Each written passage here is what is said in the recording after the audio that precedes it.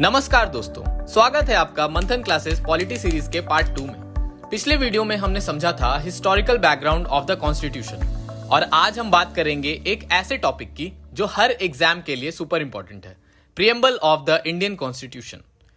एन.ए. पालकीवाला ने इसे कहा था identity card of the constitution.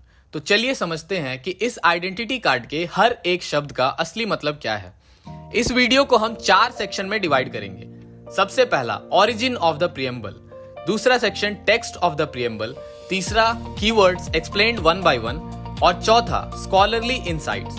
तो चलिए शुरू करते हैं। सबसे पहला section origin of the preamble. American constitution सबसे पहला था जिसने प्रियम्बल शुरू किया।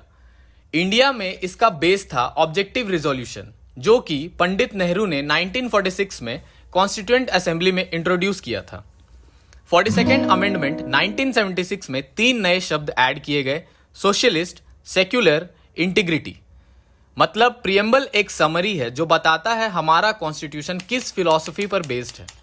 बढ़ते हैं नेक्स्ट सेक्शन की तरफ, text of the preamble. We the people of India, इस लाइन का मतलब है कि कॉन्स्टिट्यूशन की अथॉरिटी किसी किंग, क्वीन या फॉरेन पावर से नहीं बल्कि इंडिया के लोगों से आती है और इसमें 4 चीजें क्लियर होती हैं। सबसे पहला सोर्स ऑफ अथॉरिटी, जो कि पीपल ऑफ इंडिया है। दूसरा नेचर ऑफ स्टेट, जो सोवरेन, सोशलिस्ट, सेक्युलर, डेमोक्रेटिक और रिपब्लिक है। तीसरा ऑब्जेक्टिव्स, जो जस्टिस, लिबर्टी, इक्वालिटी और फ्रेटर्निटी को बताता है। और चौथा डेट ऑफ एडॉप्शन, जो कि है 26 नवंबर 1949। अब बढ़ते हैं नेक्स्ट सेक्शन की तरफ, कीवर्ड्स। देखिए, सबसे पहला कीवर्ड है सोवरेन। इंडिया एक इंडिपेंडेंट स्टेट है। कोई एक्सटर्नल अथॉरिटी हमारे इंटरनल या एक्सटर्नल अफेयर्स डिसाइड नहीं करती। यूएन या कॉमनवेल्थ मेंबरशिप सोवेनिटी को अफेक्ट नहीं करता। नेक्स्ट वर्ड है सोशलिस्ट।